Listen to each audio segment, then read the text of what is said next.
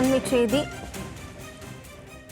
ஜனநாயகன் படத்தை ஏன் 10ஆம் தேதிக்கு ஒத்திவைக்க கூடாது என உயர்நீதிமன்ற நீதிபதிகள் கேள்வி எழுப்பியுள்ளனர். தொடர்பான கூடுதல் விவரங்களுடன் இணைகிறார் நமது செய்தியாளர் மதியழகன். வணக்கம் மதியழகன், இந்த வழக்கு தொடர்பான விவரம்.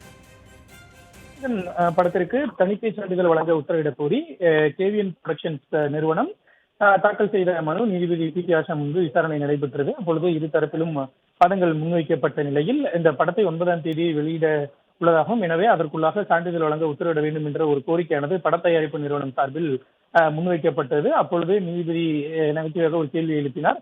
வெளியிட்ட ஏன் 10ஆம் தேதிக்கு தள்ளி வைக்க கூடாது, தை பிறந்தால் வழி பிறக்குமே என்ற ஒரு கேள்வி எழுப்பினார். அதற்கு பதிலளித்த பட தயாரிப்பு நிறுவன வழக்கறிஞர் விஜயன் சுப்பிரமணியன், இந்த படத்திற்கு 500 கோடி ரூபாய் செலவு செய்யப்பட்டு இருக்கிறது.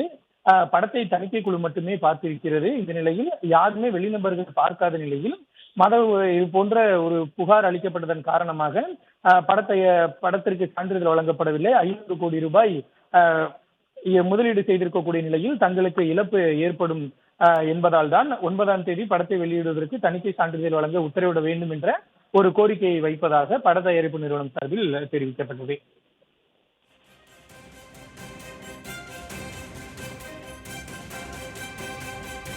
விவரங்களுக்கு நன்றி மதியழகன்.